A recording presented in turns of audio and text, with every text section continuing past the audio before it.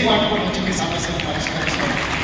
ఇవాళ మీ చేయి పట్టుకొని మీ సమస్యను పరిష్కరించేటోడు మీ ఎమ్మెల్సీ కావాలన్నా మీరు ఓటేసిన తర్వాత దొంగలు దొంగకుండా తుపాయి పుట్టుకు అందకుండా పోతాడు మీకు ఎమ్మెల్సీ కావాలన్నా మీరు ఆలోచన చేయండి. ఇవాళ మీరు ఆలోచన చేయండి. ఈ ఓటు ఆశమాసి ఓటు కాదు. ఒక ఎమ్మెల్సీ గెలుపుకోవడంతోని ఎమ్మెల్సీలతోని ప్రభుత్వం అనగలిగే ప్రమాదం లేదు. నరేందర్ గెలిచినా గెలవకపోయినా నా ప్రభుత్వానికి వచ్చిన ప్రమాదం ఏమీ లేదు. కానీ నరేందర్ రెడ్డి ఓడిపోతే మీ సమస్యను పరిష్కరించేవాడు, మీ తరఫున మాట్లాడేవాడు, మీ తరఫున ఈ ప్రభుత్వంతో చర్చించేవాడు లేకుండా పోతాడు. అది మీకే నష్టం జరుగుతుంది తప్ప మీకు లాభం చేకూర్చదని చెప్పి నేను ఈ సందర్భంగా తెలియజేస్తున్నాను. మీ సమస్యలకు శాశ్వత పరిష్కారం చూపించాల్సింది తెలంగాణ రాష్ట్ర ప్రభుత్వం. తెలంగాణ రాష్ట్ర ప్రభుత్వంతో చర్చించాల్సింది ఇప్పుడు నరేందర్ రెడ్డి ఓటేసినప్పుడు ఈ సమస్యలకు పరిష్కారం దొరుకుతుంది అని చెప్పి నేను ఈ సందర్భంగా తెలియజేస్తున్నాను. అంతెందుకైనా మీడియా మిత్రులు హైదరాబాద్ ఉన్నోళ్ళని అడగండి. ఆనాడు రాజశేఖర రెడ్డి గారు ఉన్నప్పుడు జర్నలిస్టులకు ఇళ్ల పట్టాలు ఇచ్చారు. 10 ఏళ్ళు చంద్రశేఖరరావు మీ ఇళ్ల పట్టాలని మీ భూమి ఏడుతో చూపించినారా? మీ కాగితం ఇచ్చిందా? నేను వచ్చిన తర్వాత మిమ్మల్ని అందరినీ పిలిచి రవీంద్ర పార్టీలో వేరే కుటుంబాలను మిమ్మల్ని పిలిచి మీకు భోజనం పెట్టి మీ ఇళ్ల పట్టాలు మీ భూమికి ముందు అప్పచెప్పింది నేను కాదా? 10 ఏళ్ళు చంద్రశేఖరరావు మీ ఇళ్ల పట్టాల గురించి కాదు, మీ ఆరోగ్య భద్రత కార్డు గురించి కూడా ఏదే కోవిడ్లో మీ జర్నలిస్టులు చచ్చిపోతే పట్టించుకున్న పాపాల వల్ల ఢిల్లీలో ఉన్న మీ జర్నలిస్టులకు ఆరోగ్య భద్రత కార్డు కూడా ఇవ్వకపోతే జర్నలిస్టుల సమస్యను పరిష్కరించాలని మిమ్మల్ని పిలిచి మాట్లాడి మీ భూమి మీకు అప్పచెప్పింది నేను కాదనుకుంటున్నాను.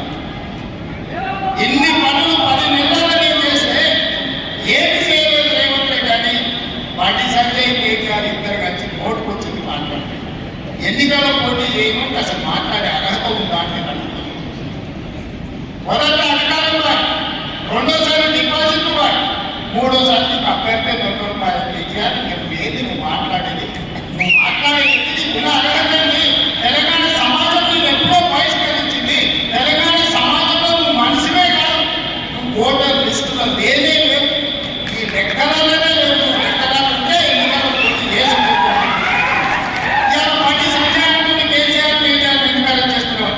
నేను అనుకున్న బండి సంజయ్ని నువ్వు కేంద్ర హోంశాఖ సహాయ మంత్రి కదా, టెలిఫోన్ టాకింగ్లో ప్రభాకర్ సవరణలో అమలుకి కాకపోతే పట్టుకరమని రెడ్డికారులను నోటీసు ఇప్పించి కేంద్ర ప్రభుత్వానికి పంపిస్తే ఆ కాగితం సంఖ్యలో పెట్టుకొని బీఆర్ఎస్ బేరం చేసుకో.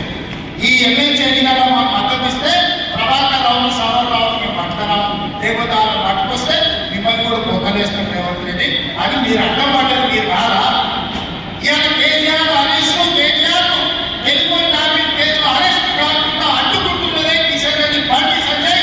ఎందుకంటే ప్రభాకర్ రావు సవరణరావు విదేశాల నుంచి పెట్టి రప్పిస్తే 45 గంటలలో ఇలా బండారం బయటపడుతుంది. అందరికీ తీసుకుపోయి చంద్రబాబు జైల్లో పెడతామని చెప్పి ఈ కాగితం అడ్డపెట్టి బ్లాక్మెయిల్ చేసి ఎన్నికల్లో పరోక్షంగా వాళ్ళ మద్దతు తీసుకుంటున్నది బీజేపీ వాళ్ళు కాదా అని చెప్పి నేను ఈ సందర్భంగా అడుగుతున్నాను.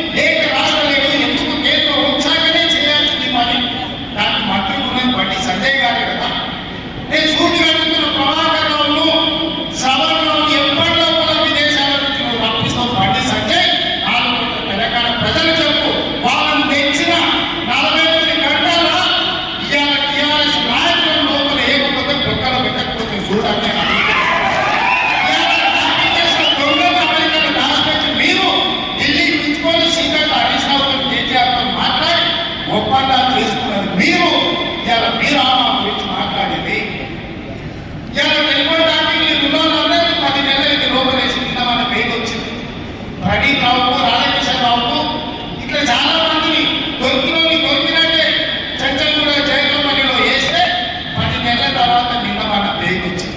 హరీష్ రావు మీద కేసు పెడితే హరీష్ రావు కోర్టులో ఇవాళ ఆర్డర్ తీసుకొచ్చింది, అరెస్ట్ చేస్తామని. నన్ను అరెస్ట్ చేయగానే హరీష్ రావు కోర్టు నుంచి ఆర్డర్ తెచ్చుకున్నాను. మరి బండి సంజయ్ గారు ఈ శాఖలో ఉన్న ఈ శాఖకి అమెరికా గవర్నమెంట్ రాసి రప్పించాల్సిన ప్రభాకర్ రావు శ్రవణ్ రావు ఎప్పుడు తెస్తామని నేను అనుకుంటున్నా. గొర్రెల పెంపకానికి సంబంధించి ఈడీ దగ్గర ఉన్న విచారణలో టీఆర్ఎస్ నాయకులను ఎప్పుడు అరెస్ట్ చేస్తామని నేను అడుగుతున్నా. ఈ కాల రేసులో కేటీఆర్ కోట్ల రూపాయలు లండన్ కంపెనీకి పంపించాడు కదా, ఆ కేసు మీ ఈడీ దగ్గర ఉంది, ఎప్పుడు కేటీఆర్ అరెస్ట్ చేస్తామని నేను అడుగుతున్నాను. నిన్న మన కేటీఆర్ అని శనిసార్లు ఢిల్లీకి పోయి చూడారు. వాళ్ళ ప్రభుత్వం ఉన్నప్పుడు ఎప్పుడు కోరే కేంద్ర ప్రభుత్వాన్ని అడగలేదు. కేంద్ర ప్రభుత్వం మనం ఉంది ఇవాళ ఆన్లైన్ బీజేపీలో వచ్చి కాగితాలు మా రాష్ట్రానికి నిధులు ఇవ్వండి. ఇంత అర్థం కాగానే ఓ కాగితం చూపించి ఓ మాట మాట్లాడుకొని వచ్చి ఇవన్నీ వేసాలు అర్థం అవుతలేదా? ఇవాళ ఒప్పందంలో భాగంగానే బీజేపీలో కాళ్ళు పట్టుకోవడానికి బీజేపీలు వీళ్ళని కాపాడడానికి ఇద్దరు కలిసి సీక్రెట్లో మాట్లాడుకొని మన నిఘా అధికారులు బయట పెడతారని చెప్పి ఉత్తగానే కాగితాలు ఇచ్చినట్టు ఫోటో దిగుతారు. చిన్ని గవర్నర్లు తెచ్చిన వాళ్ళకి గడ్కరికి కాగితం ఇచ్చిన కేటీఆర్ హరీష్ రావు అధ్యక్షుని కేంద్రంలో ఉండే వాళ్ళని మనం తెచ్చిందా? ప్రభుత్వంలో మమ్మల్ని అడిగినే మన నిధులు తీసుకురావాలని అడగాలి. కానీ తెలంగాణ రాష్ట్రానికి తెలంగాణ రాష్ట్ర ప్రభుత్వానికి నిధులు తెచ్చేది ఉంటే మాకు మీద కంచరా వచ్చింది. మీరిద్దరు ఎందుకు కట్టుకునేది సీకట్లా? ఇలా ప్రభుత్వం ఉన్నది మాది కదా, మమ్మల్ని కదా అడగాల్సింది. ఏ నిధులు దేంట్లో రావాలి, దేంట్లో పడ్డాయి, ఎవరిని అడగాలని మమ్మల్ని అడగకుండా మీరిద్దరు కలిసి మాట్లాడుకొని సత్రం భోజనానికి నెల్లూరు పెద్దారెడ్డి రికమెండేషన్ అంటున్నారు. సత్రంలో పెట్టేదే ఉచిత భోజనం, దానికి నెల్లూరు పెద్దారెడ్డి పెద్ద లేఖ రాసినట. మా ఫలానా మనిషి వస్తున్నాడు, ఆయన ఉచితంగా భోజనం పెట్టారు. నెల్లూరు పెద్దారెడ్డి లేఖ రాకపోతే సత్రంలో ఉచితంగా భోజనం పెట్టారా? ఇవాళ రాష్ట్రానికి వచ్చే నిధులకు రోజు నేను ఢిల్లీతో కొట్లాడుతుంటే నేను భోజనం నేను తెచ్చేది నేను తెస్తాను. ఈ ఉద్యోగ పెట్టడం ఎందుకు కేటీఆర్ హరీష్ రావు అంటే నేను మీరు ఆలోచన చేయాలి. తెలుసుకుంటా ఇవాళ ఎందుకు టీఆర్ఎస్ ఎన్నికల పోటీ చేయలేదు? ఎన్నికల పోటీ చేయనప్పుడు వాళ్ళు ఓట్లు ఎవరికే ఏమంటారు? ఇవాళ ఆదిలాబాద్, నిజామాబాద్, కరీంనగర్, మెదక్లో టీఆర్ఎస్ నేతలు పట్టభద్రులు ఓట్లే లేవా? మీ ఓట్లు ఎవరికో చెప్పండి. మీరు ఎవరి పక్కన నిల్చుంటారో చెప్పండి. మీరు మోడీని ఓడగొట్టమంటున్నా, లేకపోతే రేవంత్ రెడ్డిని ఓడగొట్టమంటున్నా, లేకపోతే ఇద్దరు ఓడగొట్టి మూడో అభ్యర్థిని గెలిపించమని ఎవరు మీ అభ్యర్థిని నేను అడుగుతున్నా. ఎన్నికల్లో అభ్యర్థి పెట్టలేని దిక్కుమాల పార్టీ ఇలా రాజకీయాల గురించి మాట్లాడే అర్హత మీకుందా? ఆయన అసెంబ్లీకి రాడు, ఈ ఎన్నికల్లో పోటీ చేయడు. ఇక మునగాలంటే ఉప ఎన్నికలు అయితే మాకు తడాగా చూపిస్తారు. ఉన్న ఎన్నికల్లో అభ్యర్థి పెట్టలేని మీ బోడి పార్టీ బీఆర్ఎస్ ఉప ఎన్నికలు ఏదో చేస్తారంటే పార్టీ మార్పుల గురించి ఉప ఎన్నికలు వస్తే అక్కడ మీకు తెలుస్తామని 10 ఏళ్ళు 29 మంది ఎమ్మెల్యేలను 20 మంది ఎమ్మెల్యేలను 45 ఎంపీలను తీసుకోండి. చంద్రశేఖరరావు 2014 నుంచి 2023